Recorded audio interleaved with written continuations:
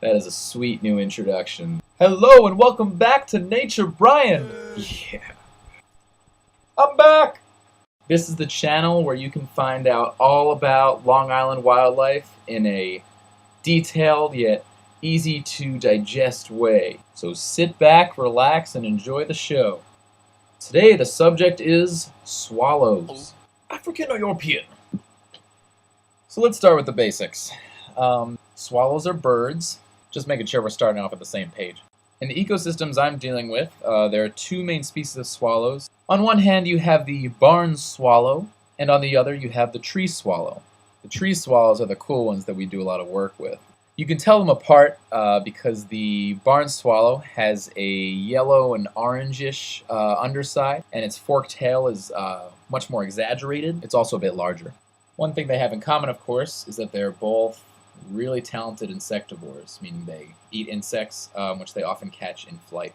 Well, my experience with the tree swallow pretty much comes out of our banding program. We put metal bands on the legs of both adults when we get our hands on them, as well as fledgling young tree swallows.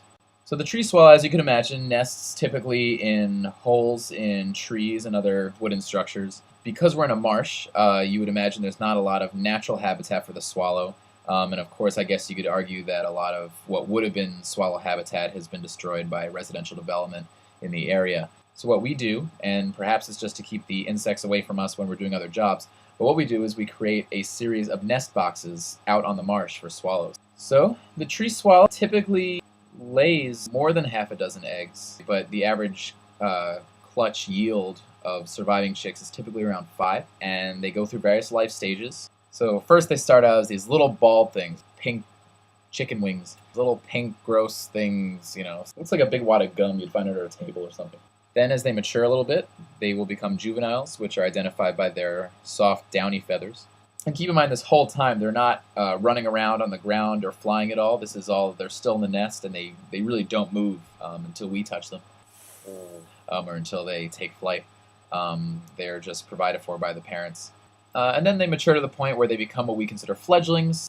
Again, fledging is acquiring the ability to fly, so this is marked by the development of adult feathers, such as flight feathers.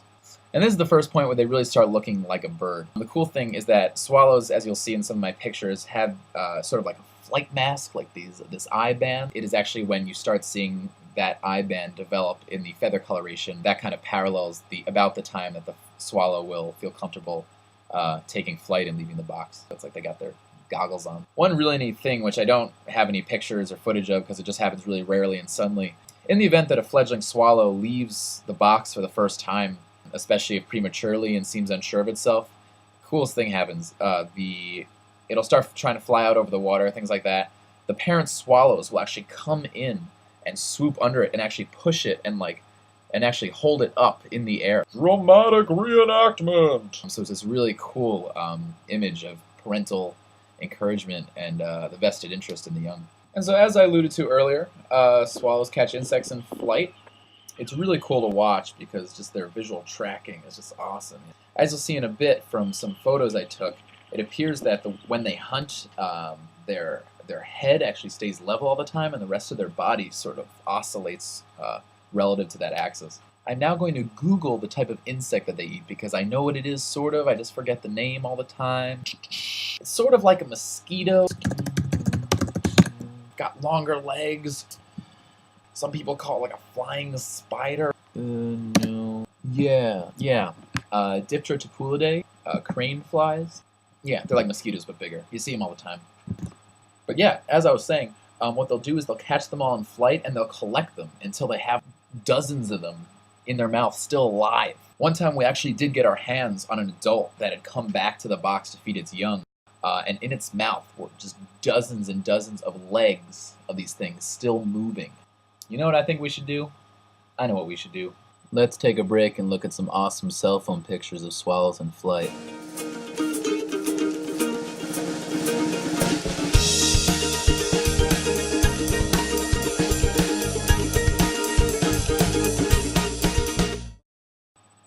So I mentioned that we banned the birds, and you may be wondering why we put bans on them.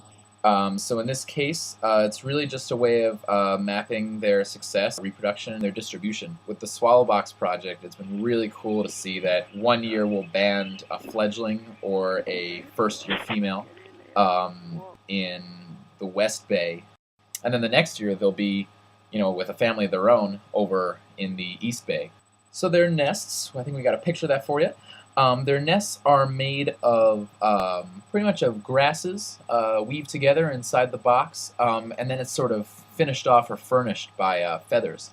And in the case of the boxes on the marsh, these are typically tern feathers. So they'll actually use the long primary flight feathers of the tern to create sort of these cup-shaped walls inside their nest, and then use the smaller ones for the bed.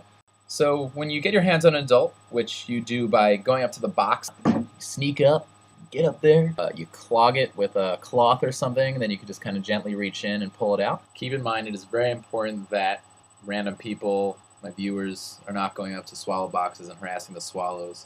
It's bad enough that we have to disrupt this nest once a season, and that's all we do.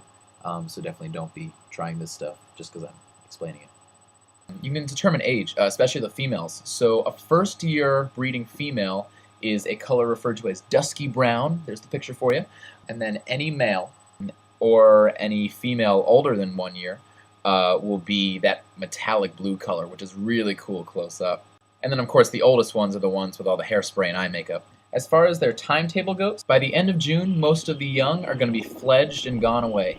Oh, I've been living in this box too long, trying to find my way down south. My homies are fledged and gone, fledged and gone. So, as Malthus once postulated, if you have a big population in a closed area, you're likely to have more deaths from disease, famine, and raccoons. Is that what he said? One problem we have on the marsh, which with a lot of our nesting species, including the swallow, is these raccoons that can hop from island to island and eat eggs and young of any species, really. So in designing the boxes, there are a lot of different solutions to that. One is a predator guard. One type is a plastic tube that goes on the wooden post. Then on the other hand, you can have a tube that comes out of the hole in the box that only the swallow could crawl in and out of. One of the things we do when we get to a series of swallow boxes is we will look for and identify raccoon scratch marks that indicate their effort to climb up the box. But that's all I got for you right now. Thank you so much for watching this episode of Nature Bryan on swallows. Again, that's youtube.com/NatureBryan. And if you like the music you're hearing in the background, it's all Brian Brown originals. And I have another YouTube channel, www.youtube.com/bbrizzy89. So you can check out a lot of cool stuff going on there as well. So until next time, Brown out. Bloopers. Looks like a big wad of gum you'd find under a table. Dramatic